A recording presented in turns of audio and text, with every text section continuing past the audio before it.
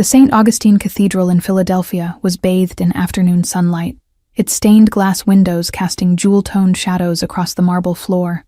Grace Calloway stood before 300 guests in her custom Vera Wang gown, a cascade of white roses clutched in trembling hands. Father Matthew's voice echoed through the vaulted ceiling as he asked William if he would take Grace as his lawfully wedded wife. The silence that followed stretched like an eternity, the string quartet's melody faltering as William's jaw clenched tight. "I can't do this," William finally whispered, the words hanging in the air like smoke. A collective gasp rippled through the crowd as he leaned closer, his voice now only for Grace's ears. "Your family's company is worthless, and I refuse to tie myself to a sinking ship." Grace's vision tunneled as William turned and walked away, his footsteps echoing against the marble floor, the only sound in the cavernous space. The bouquet trembled violently in her hands as she stood frozen, unable to process the public humiliation. The whispers started immediately, a low buzz of horror and excitement, because nothing brought people together quite like watching someone else's world collapse. Grace saw her mother stand, hand pressed to her mouth in shock, while her younger brother David's face had gone sheet white. The cathedral doors remained open from William's exit, the afternoon sun creating a blinding rectangle of light that seemed to mock the darkness suddenly enveloping Grace's heart. She wanted to run, to disappear, but her legs refused to move. Then the ground seemed to shake as the sound of vehicles, dozens of them, screeched to a halt outside. Black SUVs lined the street as far as the eye could see, their tinted windows reflecting the sun like obsidian mirrors. A silhouette appeared in the doorway, backlit by the sun, tall and commanding in a tailored black suit. The figure strode down the aisle with purposeful steps that made people unconsciously lean away, an invisible force field of authority preceding him. Grace could finally see him clearly as he approached. Sharp jawline, intense eyes that seemed to pierce through her very soul, dark hair swept back from a face that belonged on a Renaissance painting. He couldn't be older than 27, yet carried himself with the confidence of someone who owned the world. Behind him, men in identical dark suits filed into the cathedral, positioning themselves at every exit, hands clasped before them in a stance that wasn't threatening, but made their purpose clear. No one was leaving without permission. "This wedding won't end," the man announced, his voice deep and smooth with the faintest trace of an Italian accent. "It just changes grooms." The cathedral erupted in chaos, people shouting questions, Grace's mother screaming. The stranger extended his hand to Grace, ignoring the commotion around them as though it was merely background noise. "Matteo Valenti," he said simply, dark eyes fixed on hers. "And you're going to marry me instead." Grace stared at his outstretched hand like it was a venomous snake, her mind unable to process this surreal turn of events. I don't know you," she managed to say, her voice small and childlike in the vast cathedral space. "No," Matteo agreed with a slight nod, "but your father knew me very well, and the Calloway debt to my organization is now your responsibility." He stepped closer, and she caught the scent of expensive cologne, and something darker. Danger, perhaps. The cathedral had fallen into stunned silence, hundreds of eyes watching this exchange as though it were a particularly captivating play. Grace could almost feel the smartphones recording, knowing that her humiliation was now transforming into something even more spectacularly viral. "You have two choices, Grace," Matteo continued, his voice low enough that only those nearest could hear. "You can leave here alone, publicly abandoned, and watch your family lose everything by Monday morning. Or you can take my hand, complete this ceremony, and I'll ensure the Calloway name survives." Grace looked past him at the sea of shocked faces, her mother's tears, her brother's terror, guests already texting furiously. William was probably halfway to the airport by now, escaping the disaster he'd created while she stood in its epicenter. Her entire life had been destroyed in front of 300 witnesses, her reputation, her dignity, her carefully planned future, all evaporated in a matter of minutes. What did she have left to lose? Her hand moved almost of its own accord, trembling fingers placing themselves in Matteo's waiting palm. His fingers closed around hers, warm and strong, absolutely certain. "Smart choice," he murmured, then turned to Father Matthews, who looked like he might faint at any moment. "Start over from the beginning, Father, and make it quick. I have business to attend to this evening." The reception hall felt like a fever dream, crystal chandeliers casting prismatic light over tables of uneaten food, a wedding cake no one would cut, champagne flowing freely as guests alternated between awkward silence and feverish whispers. Matteo sat beside her, utterly relaxed, champagne glass never empty, as though marrying a stranger in a hostile takeover was a perfectly normal Sunday activity. Men in dark suits, his men, stood at strategic points around the room, their presence making it clear this celebration would continue as planned. "You should eat something," Matteo said without looking at her. "The salmon is excellent, and you'll need your strength for the conversation we're about to have." He took a sip of champagne, dark eyes scanning the room like a general assessing a battlefield. Grace pushed her untouched plate away, leaning closer to him. "I just married a complete stranger at gunpoint. Forgive me if I've lost my appetite," she hissed, surprised by her own boldness. "I'd prefer to understand what the hell is happening before I worry about proper nutrition." "You married a solution to your problems," Matteo replied, finally turning to face her fully. The intensity in his eyes made her lean back slightly in her chair. "Would you prefer I'd let William humiliate you and walked away?" The limousine ride to Matteo's estate in the hills overlooking Philadelphia was silent, tension thick enough to cut with a knife. Grace stared out the tinted windows, watching the city lights blur as they ascended into the wealthy enclave of Bryn Mawr, where old money mingled with new power. The mansion appeared suddenly around a bend, a modern fortress of stone and glass perched on a hill, surrounded by a 12-foot wall topped with security cameras. The iron gates opened automatically as their convoy approached, armed guards nodding respectfully as the caravan of black SUVs passed through. "Welcome to your new home," Matteo said, as they pulled into a circular driveway where a marble fountain depicted Poseidon wielding his trident. "My staff has prepared the east wing for you. You'll have your privacy, but don't mistake that for freedom." The interior was a study in controlled opulence. Italian marble floors, priceless art on every wall, furniture that looked centuries old yet perfectly maintained. A staff of silent, efficient people appeared to take Grace's belongings, their eyes carefully avoiding hers as they carried her wedding luggage up a sweeping staircase. "Your room has a panic button beside the bed," Matteo informed her, leading her through corridors that seemed designed to disorient. "Not that you'd need it. The windows are bulletproof, and there are guards patrolling the grounds at all hours." Grace stopped abruptly, turning to face her new husband with newfound courage born of exhaustion and shock. "Protection from what?" she demanded, surprised when her voice didn't tremble. "Or should I ask from whom?" Matteo's expression remained neutral, but something flickered in his eyes, perhaps respect for her directness. "From the same people who convinced William to humiliate you today, from business rivals who would use you against me, from anyone who sees you as leverage." Before she could respond, a man appeared in the doorway, silver-haired, impeccably dressed in a charcoal suit despite the late hour. His eyes were cold and assessing as they swept over Grace, cataloging every detail like an appraiser with a questionable antique. "Mrs. Valenti," he greeted her, the formality of the name she'd possessed for less than 6 hours striking her like a physical blow. "I'm Samuel Richardson, Mr. Valenti's consigliere. We have some matters to discuss regarding your brother." Grace's stomach tightened at the mention of David, her 19-year-old brother who had looked so pale at the wedding. "What about him?" she asked, struggling to keep her voice steady as Samuel exchanged a meaningful glance with Matteo. Samuel pulled out a tablet and slid it across the marble-topped side table. "These are his financial activities for the past 3 months. I suggest you review them before our conversation tomorrow." He nodded curtly and departed, leaving Grace staring at the screen in horror. The tablet showed gambling debts, hundreds of thousands of dollars lost at underground poker games, online betting sites, sports wagers. Names of loan sharks she'd never heard of were highlighted in red, payment schedules missed, threatening messages received.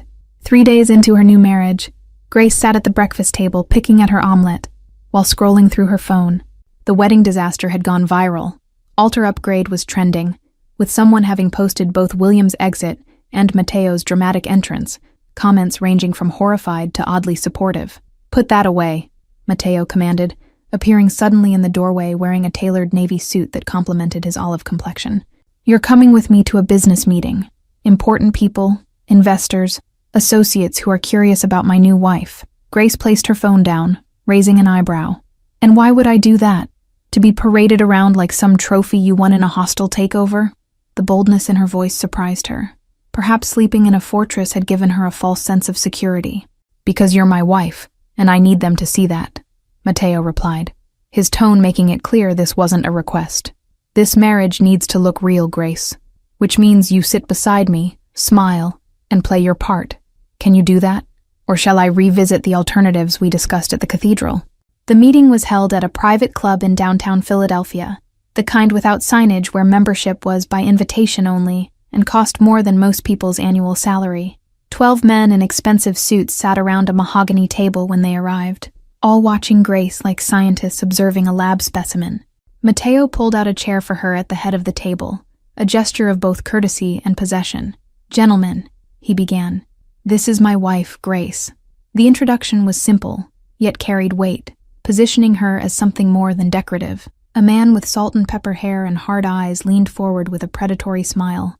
"So the rumors are true. The altar abandonment wasn't humiliation. It was an upgrade." His gaze slid over Grace dismissively. "Though I have to wonder what she brings to the table besides a pretty face and a bankrupt shipping company." "Richard manages our Boston operations," Mateo informed Grace, his tone neutral yet carrying an undercurrent of warning. "He excels at identifying vulnerabilities, though sometimes mistakes surface judgment for insight." The subtle rebuke silenced the table momentarily. Another man, younger with slicked back hair and calculating eyes, cut through the tension. "The Callaway shipping network is hemorrhaging money. 3 major clients dropped them last quarter after that suspicious dock fire." He turned to Grace directly. Why would Mateo tie himself to such an obvious liability? Grace felt Mateo tense beside her, recognizing this wasn't just curiosity, but a challenge to his judgment. Drawing on years of business dinners with her father, she straightened her spine and met the man's gaze directly. "Because he sees potential where others see problems," she heard herself say. The table fell silent, all eyes turning to her with renewed interest. The younger man smirked. "How enlightening. What potential does a failing company with $20 million in debt offer the Valenti organization?" His tone suggested there was no possible good answer. The docks were still burning when they arrived, orange flames licking up into the night sky, consuming 3 massive warehouses. Fire trucks lined the pier, their hoses barely making a dent as the smell of burning chemicals and charred wood choked the air. Mateo stood at the edge of the police barricade, his face carved from stone while Samuel spoke urgently into his phone, barking orders. Other men in suits surrounded them. Soldiers, Grace had learned to call them. The muscle of the organization that kept the Valenti empire functioning. "How much?" Mateo asked, his voice deadly calm in stark contrast to the chaos around them. Samuel hung up his phone, expression grim as he delivered the verdict. 8 million in product, maybe 10. The insurance won't cover half of it. Grace understood the subtext. Illegal cargo, the kind that couldn't be reported to authorities or claimed on official documentation. She stood slightly apart, wrapped in a coat hastily thrown over her nightgown, when Mateo had dragged her from sleep to witness this disaster. "Who?" Mateo's question was simple, but the promise of violence underneath made Grace's skin prickle. Samuel's expression darkened further as he gestured toward a laptop set up in the back of an SUV. Security footage shows someone accessed the warehouse at 2 a.m., someone with clearance codes. Samuel pulled up grainy video, showing a figure in dark clothing approaching the warehouse entrance, punching in a code, then disappearing inside. 20 minutes later, the figure emerged and walked calmly away. 30 seconds after that, flames appeared in the windows, spreading with unnatural speed. "Can you see their face?" Mateo asked, leaning closer to the screen. "No, but we traced the access code." Samuel pulled up another screen showing security credentials, pointing to one entry with a name that made Grace's blood run cold. "David Callaway. Your brother-in-law had access codes to our warehouse. When exactly did that happen?" All eyes turned to Grace, the soldier's expressions shifting from neutral to hostile in an instant. "I don't," she stammered, mind racing. "David was helping inventory some family assets in the shared warehouse space last week, before the wedding. I gave him temporary access. You gave your gambling addict brother access to our facilities after everything I told you about his debts?" Samuel's face flushed with anger. 8 million up in smoke because you brought a traitor into this family. "I'm not a traitor," Grace protested, her voice rising. "And neither is David. Check the timestamps. His code was used at 2 a.m., but where was he? Can you track him?" Her heart hammered against her ribs as she realized she was fighting for both their lives. Samuel worked the laptop for a moment, then cursed under his breath. His phone was off, no GPS data. He looked at Mateo meaningfully. "Convenient, isn't it? Almost like he knew we'd be looking.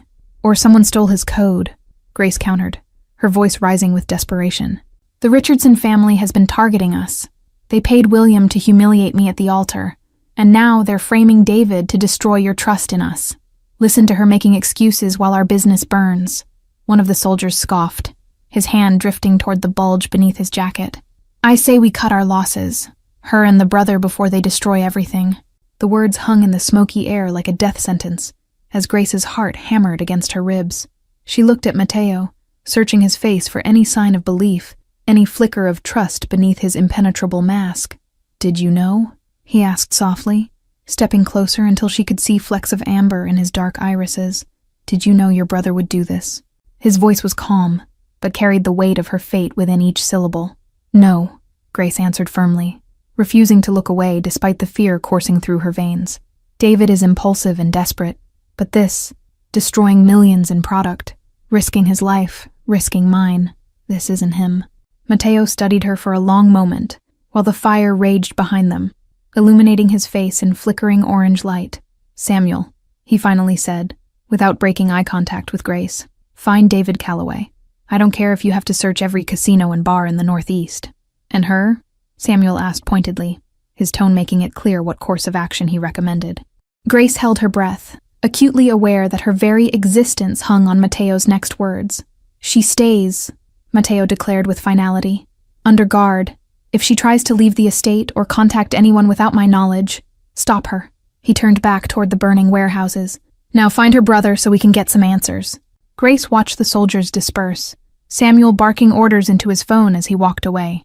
She stood alone beside Mateo, watching millions of dollars burn, while knowing that her life hung by an even thinner thread than their week-old marriage. "If you're lying to me," Mateo said softly, his gaze still fixed on the flames, "if you had any part in this, there won't be anywhere you can hide." His voice carried no anger, only the cold certainty of a promise. "I understand," Grace whispered, wrapping her arms around herself against the sudden chill, despite the heat of the fire. "But I need you to understand something too.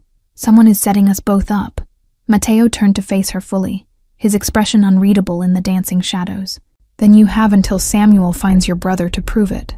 Otherwise, I can't protect you from what happens next." Grace hadn't slept in 36 hours when the breakthrough finally came. Surrounded by laptops, financial records, and surveillance logs in Mateo's private study, she'd pieced together the puzzle that had nearly cost her and David their lives. The mansion erupted in commotion just past midnight. Shouting, the sound of struggling, her brother's voice raised in desperate apology. Grace rushed to the foyer where 2 guards dragged David toward Mateo's office, his face bruised, one eye swollen shut. "I'm sorry, Grace, I'm so sorry," David sobbed as Samuel shoved him roughly into a chair. Mateo stood by the window, his back to them, radiating a cold fury that made the room feel like the inside of a glacier. "David Calloway," Mateo said without turning around, "you used access codes registered to you to enter our warehouse 3 nights ago. Tell me why I shouldn't kill you right now."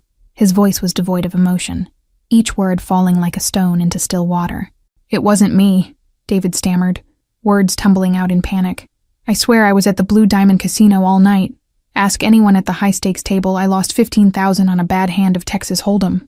Samuel stepped forward, tablet in hand. "Your code was used at 2:17 a.m. Are you saying someone stole it?" The skepticism in his voice was palpable as he exchanged a glance with Mateo, who had finally turned to observe the interrogation. "Start from the beginning," Mateo commanded, leaning against his desk with deceptive casualness. "And remember that each lie makes your situation considerably worse." The threat hung in the air, unspoken, but unmistakable. David wiped his face with shaking hands, looking desperately at Grace before beginning his confession. 6 months ago, I got in deep with a bookie. 200 grand? They were going to break my legs or worse." He continued haltingly, describing how a man named Jackson had approached him, claiming to work for the Richardson family. He said they'd pay off my debt if I gave them information. Shipping schedules, security protocols, anything I could learn from Grace about the Calloway business. I thought it was just corporate espionage. David's voice cracked, as tears streamed down his swollen face. After the wedding, after I realized what Grace had married into, I told Jackson I was done, that I wouldn't give them anything else. Samuel slammed his hand on the desk, making David flinch. "Yet somehow they got your access codes to our warehouse? That's quite a coincidence." His skepticism was a living thing, coiled and ready to strike, as David shrank further into his chair. "They showed me pictures. David whispered, pulling out his phone with trembling fingers. Our mother coming out of church, shopping at the grocery store. A man standing right behind her in line, smiling at the camera like it was nothing. The photo showed their mother, oblivious, examining a produce display, while behind her, a man in a leather jacket stared directly at the camera with a predatory grin. They said if I didn't give them the codes, he'd follow her home, so I gave them the codes. Grace slid the tablet across the table toward Mateo, her exhaustion momentarily forgotten. The warehouse security system has a hidden back door. Someone installed monitoring software that creates perfect duplicates of access credentials without triggering alerts. Wireless transfer logs showed bursts of data leaving the security server 3 days before the fire, coinciding perfectly with unexplained entries in the main building. Grace had discovered a virtual fingerprint, faint but unmistakable, leading back to one of Mateo's most trusted associates. This is the bank transfer that proves everything, she explained, highlighting a series of offshore transactions. $500,000 moved through 7 shell companies before landing in an account registered to Peter Hayes, your head of security. Samuel's face drained of color as the evidence mounted, his loyalty to Mateo warring with his disbelief that Hayes, a 15-year veteran of their organization, could betray them so completely. The timestamps, financial trails, and duplicated security codes formed an airtight case. Hayes had been the Richardson family's inside man for years, Grace discovered, systematically undermining Mateo's operations while positioning himself as indispensable. Her investigation had uncovered not just a traitor, but an elaborate conspiracy designed to destroy the Valenti Empire from within. The Boston Harbor operation was Mateo's most decisive strike against the Richardson family, not a shot fired, yet more devastating than any bullet. Based on Grace's investigation, his men intercepted a massive shipment, seizing $12 million in product and leaving Richardson's entire East Coast distribution network in shambles. Anonymous tips to the FBI led to the arrest of Jackson and 6 other Richardson lieutenants, charged with everything from racketeering to attempted murder. Thomas Richardson himself vanished. Rumor had it he'd fled to the Cayman Islands, his empire crumbling behind him. 2 months after her wedding day, Grace stood in the grand ballroom of the Ritz-Carlton, wearing a gown that cost more than her first car. The room sparkled with Philadelphia's elite, business associates, politicians, even a few celebrities who pretended not to know the true nature of their host's business. This wasn't a belated reception, but rather a coronation. Mateo had called it a celebration of partnership, but Grace understood its real purpose. Tonight was Mateo's public declaration that she belonged in this world, that she had earned her place at his side. She watched from across the room as her husband worked the crowd, accepting congratulations on decimating the Richardson threat. He moved with the confidence of a king surveying his domain, powerful men stepping aside as he passed. You seem to be adjusting well. Samuel appeared beside her, offering a glass of champagne with newfound respect in his eyes. 2 months ago, he'd been ready to dispose of her as a liability. Now he deferred to her judgment on business matters. David approached, looking healthier than he had in years, clear-eyed and focused since completing the rehabilitation program Mateo had arranged. I can never make up for what I did, he said quietly, but Mateo's giving me a chance with legitimate work, managing the shipping routes. The capture of Hayes had been a masterpiece of strategic deception. Grace's plan involved feeding him false information about a vulnerable shipment, while Mateo's actual operation targeted the Richardsons' primary distribution center. The double cross had been executed with surgical precision. Grace had transformed the legitimate side of their business, restructuring shipping routes to increase efficiency by 40%, while establishing new contracts with pharmaceutical companies needing discreet, temperature-controlled transport. The innovations had doubled their legal revenue stream in under 2 months. Grace squeezed his arm reassuringly before excusing herself, making her way toward the terrace where Mateo stood alone, silhouetted against the city lights. You wanted to see me? She asked, the gold wedding band no longer feeling foreign on her finger. Do you remember what I said to you the night we met? Mateo asked without turning around. About you being my investment? My asset? His voice carried none of the coldness she'd grown accustomed to during their first weeks together. Yes, Grace replied, stepping beside him to look out over the glittering cityscape that seemed to mirror the transformation of her life. You said our marriage was a transaction, a way to protect assets and consolidate power. Mateo turned to face her, something in his expression making her breath catch, a softness she'd glimpsed only in rare, unguarded moments. I was wrong, he said simply, pulling a small velvet box from his pocket. He opened it to reveal a platinum ring with an enormous emerald surrounded by diamonds. "This isn't a proposal. We're already married," he clarified, slipping it onto her right hand. "This is a promise that things are different now. When they left you at the altar, they wanted to break you," Mateo continued, his fingers lingering on hers. "Instead, you outplayed everyone, found the traitor in my organization, saved my business, and turned a forced marriage into a true partnership." Grace felt tears threatening to spill as Mateo led her back inside, raising his hand for silence as they entered the ballroom. The crowd parted, conversations dying as all eyes turned toward them with expectant curiosity. "A few months ago, I married this woman to protect business interests," Mateo announced, his voice carrying across the hushed room. "Tonight, I introduce you to my true partner, my equal, the woman who saved this family from destruction and proved that the Valenti Empire isn't just mine anymore. Thank you all for following this story.